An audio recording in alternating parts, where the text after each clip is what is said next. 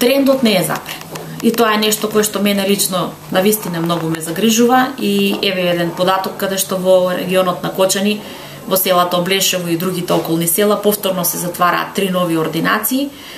Сметам, апелирам до Министерството за здравство за нова година навистина да поклони некоја добра честитка до сите матични доктори, каде што би се покажало дека се има сенс за проблемите на приватното здравство, каде што ќе погледнеме на вистината во очи, ќе кажеме дека на вистина одржување на здравствен систем кошта многу, каде што отворено ќе им го соопштиме тоа и на нашите сограѓани и каде што би се вовела некоја винетка или би се дел од патарините или сумата за цигари и за алкохоли би се зголемила и дел од таа сума би одела во исплата на квалитетни плати за докторите за да може да го задржиме овој квалитет, бидејќи ние во Република Македонија имаме квалитетни доктори.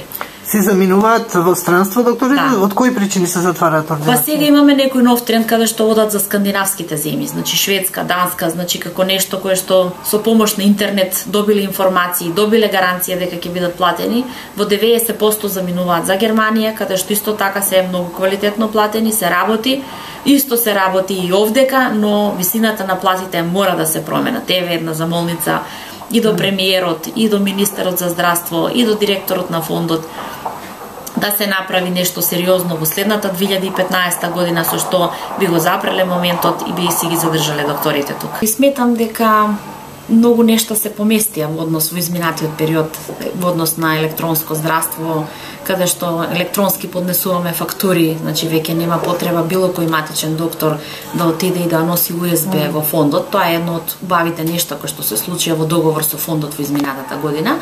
Додека она кое што би сакале, би си посакале во следната нова година од здравствените власти, одстранување на тоните хартија кои што постојат во нашите ординации. Значи ние сега за превентивните активности по 7 листа хартија, значи секој матичен доктор, ако имате вие 2000 пациенти, рачунајте колку хартија треба да отпечатите. Добро би било целото здравство да ни стане електронско и јас посакувам во името на сите матични доктори да отстраниме рецепти во форма на хартија, да отстраниме електронски дневници кои што сепак се печатат на крајот на денот и сме изблокирани со регистратори, ги ни требаат на вистина уште по еден стан или по уште еден објект за чување на сите тие документи да ни бидат при рака кога идат контроли.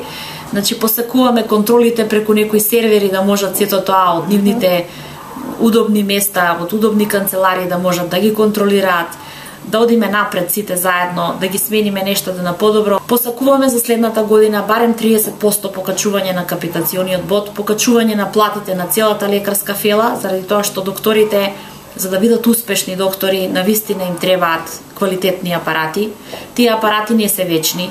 Значи и екагињата, и ехоапаратите кои што се во здравствениот систем коштаат многу и сето тоа е во интерес на нашите пациенти. Да ги задржиме докторите во Република Македонија,